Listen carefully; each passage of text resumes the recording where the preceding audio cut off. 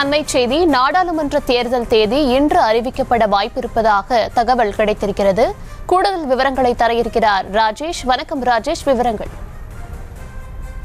மக்களவை தேர்தலுக்கான அந்த தேதி இன்று அறிவிக்கப்பட வாய்ப்பு இருக்கிறது. நாடு முழுவதும் அனைத்து மாநிலங்களிலும் இந்த எம்பி எலெக்ஷன் விரைவிலே நடத்தப்பட இருக்கின்றது. அந்த தேர்தல் தேதிக்காக அனைத்து அரசியல் கட்சிகளும் அரசியல் நோக்கர்களும் பொதுமக்களும் காத்துக் கொண்டிருக்கிறார்கள். இந்த எலெக்ஷன் எந்தெந்த மாநிலங்களில் எந்தெந்த தேதிகளில் நடைபெற இருக்கிறது என்று அவளோடு எதிர்பார்த்து காத்துக் கொண்டிருக்கிறார்கள். அந்த தேதி இன்று அறிவிப்பு வெளியாகும் என எதிர்பார்க்கப்படுகின்றது.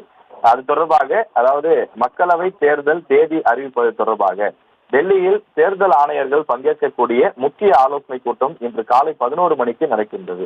இந்திய தலைமை தேர்தல் ஆணையர் ராஜீவ்குமார் தலைமையில் புதிதாக பொறுப்பேற்றிருக்கக்கூடிய 2 தேர்தல் ஆணையர்கள், இணை செயலாளர்கள் உள்ளிட்டோர் இந்த ஆலோசனை கூட்டத்திலே பங்கேற்க இருக்கிறார்கள்.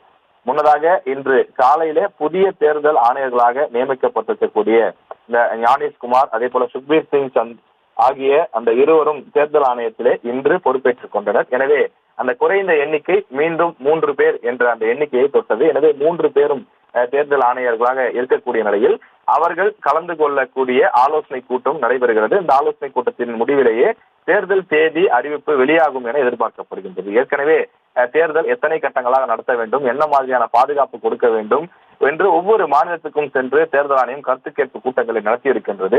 கடைசியாக 13ஆம் தேதி இந்த கருத்து கேட்பு கூட்டம் நிறைவு பெற்றிருக்கிறது. எனவே அனைத்து மாநிலங்களிலும் கருத்து கேட்பு கூட்டங்கள் நடைபெற்று முடிந்திருக்கக்கூடிய சூழ்நிலையில் ஏறக்குறைய 99% பணிகள் நிறைவடைந்து விட்டது என்பதுதான் அதிகாரிகள் சொல்லக்கூடிய தகவலாக இருக்கிறது.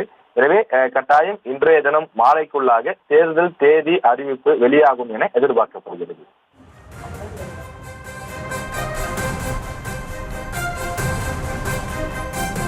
விவரங்களுக்கு நன்றி ராஜேஷ். செய்திகளை உடனுக்குடனும் துல்லியமாகவும் தெரிந்து கொள்ள சப்ஸ்கிரைப் பண்ணுங்க.